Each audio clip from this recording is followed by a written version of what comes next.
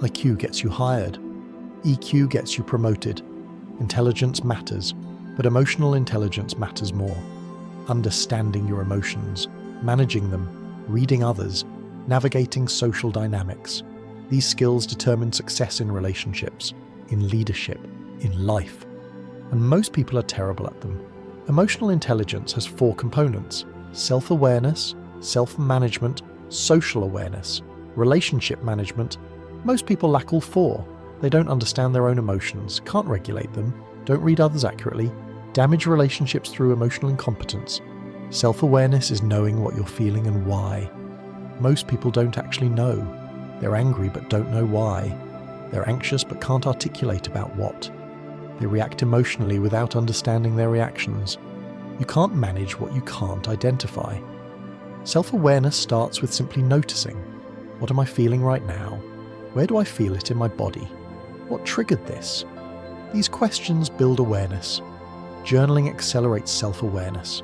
Writing forces articulation. You have to name the emotion, identify the trigger, explore the pattern. This external processing creates insight. You see things written down that you miss thinking them. Meditation builds self-awareness through observation. You sit. You feel emotions arise. You don't act on them. Don't suppress them. Just notice them, like watching clouds pass. This creates space between feeling and reacting. Self-management is regulating your emotions, not suppressing, not denying, regulating. Feeling fully but choosing your response. You're angry, you feel it, acknowledge it, but you don't lash out. You don't send that email, you pause, breathe. Choose a constructive response. Most people are slaves to their emotions, happy when things go well, miserable when they don't, at the mercy of circumstances, but emotional regulation creates sovereignty. External chaos doesn't control your internal state. This doesn't happen automatically, it requires practice. When you notice strong emotion arising, pause. Take 3 deep breaths. This activates your parasympathetic nervous system, creates space for rational thought. Reappraisal is a powerful regulation technique. You change how you think about the situation. It's not a disaster, it's a challenge. It's not rejection, it's redirection. Same situation, different interpretations, different emotional response. Social awareness is reading others accurately, their emotions, their intentions, their needs. Most people are terrible at this. They project, assume, misread, then wonder why relationships fail. Active listening builds social awareness, not just hearing words, actually listening, to content, to tone, to what's not being said. Most people don't listen, they wait for their turn to talk. Real listening requires presence, full attention, eye contact, reflecting back what you heard. This is rare and powerful. People feel truly heard. Empathy is feeling what others feel, not sympathy, not pity. Actually entering their emotional experience. This doesn't mean agreeing with them, just means you understand their perspective. Most people skip empathy, jump straight to advice, to judgment. But people don't want solutions, they want to be understood. When you empathize first, they open up, trust you.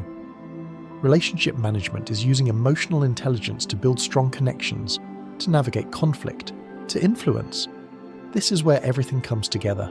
Self-awareness, self-management, social awareness, all applied to creating healthy relationships. Conflict is inevitable, but it doesn't have to be destructive. Emotionally intelligent people handle conflict well. They stay calm, don't take things personally. Focus on the issue, not the person. Seek to understand before being understood. Most people handle conflict terribly.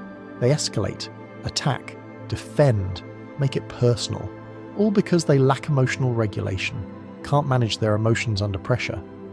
Influence requires emotional intelligence. You can't motivate people you don't understand, can't inspire people you don't connect with. The best leaders aren't the smartest, they're the most emotionally intelligent. This is why some brilliant people fail at leadership. High IQ, low EQ. They're smart but can't connect.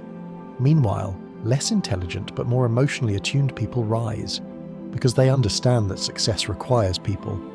And people are emotional. The good news, emotional intelligence increases with age. Unlike IQ, which peaks early, EQ continues developing throughout life, if you're intentional about it, if you practice. You can become more emotionally intelligent every year, but only if you try. Most people don't. They stay emotionally stunted, reactive, unaware, damaging relationships, limiting potential, all because they never developed this skill. It can be learned through practice, through feedback, through reflection. Start with self-awareness.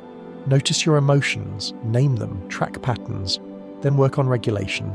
Pause before reacting, then expand to others. Listen, empathize. This is the path to emotional mastery, to relationship success, to leadership capability, because life is relationships, and relationships require emotional intelligence. Develop it, deliberately, consistently. It's worth it.